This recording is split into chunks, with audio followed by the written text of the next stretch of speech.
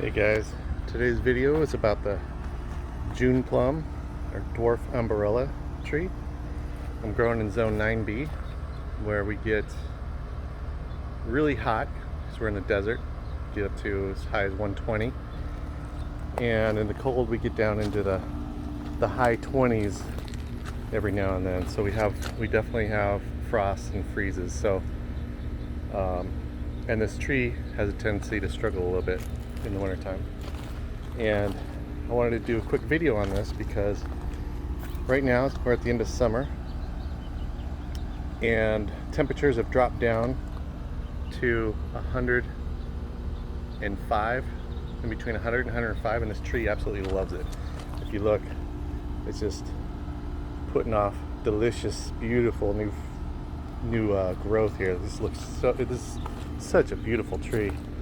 It's might be my favorite looking tree in the yard.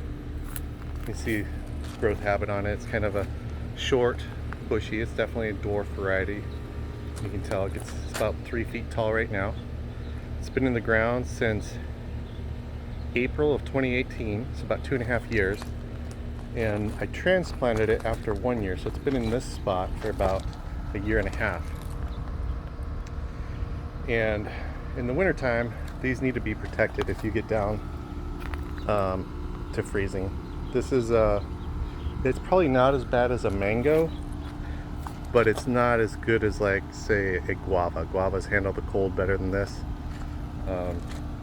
So I'm definitely good. From here on out, I'm going to protect it. I thought having it next to my house, it's about 10 feet off on the east side of my house, I thought that might kind of keep it warm enough, but it doesn't. So I'm going to start making sure I protect it, because this last winter, and I'm showing you this so that you don't make the same mistakes that I did.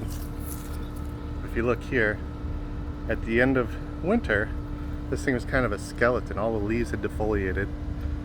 I still got to taste the fruit stayed on it, but I had to cut it off here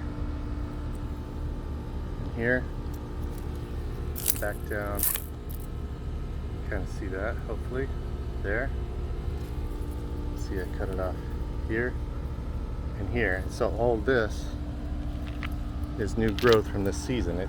This was just basically a twig, or multiple twigs in the ground. So you got to protect these in the wintertime. And so because it had no leaves on it, you can see very bushy, had no leaves on it, we came into the hottest summer of the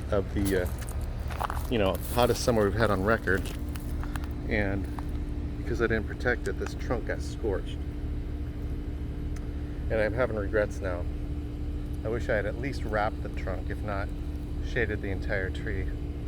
So this tree is in healing mode right now, so I'm gonna have to take better care of it this winter and then next summer figure out what I'm gonna do. But I just wanted to show the tree like this because it's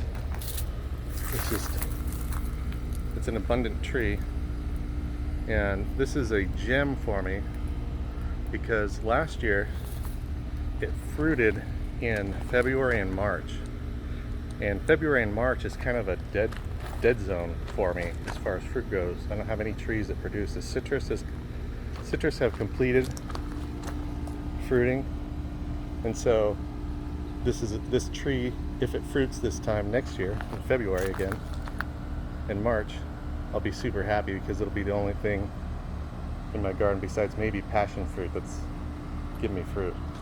So, and you just look how prolific. It's flowering like crazy. Here, these little ones here. So it's pushing off new flowers. It's just loaded. Hopefully these will stick and I'll be able to enjoy these fruit, which the fruit, by the way, get to about 2.5 inches long or so, maybe about like that. They're oval shaped and they turn yellow when they ripen. So before they ripen, they're green, and they taste kind of like a sour apple, which I love. I think that's delicious. And then when they ripen up, they get softer and they taste more like pineapple maybe. So this is a great tree. This is something that I recommend for this area if you're okay with protecting it in the wintertime. So anyway, this is Dwarf Ambarella, also known as June Plum, and look forward to another video probably in February and March when this thing starts fruiting for me. I'm gonna do another video and show you guys the fruit, kind of talk about what it tastes like and the texture and that sort of thing. But there it is, June Plum. Thanks for watching, hope you enjoyed.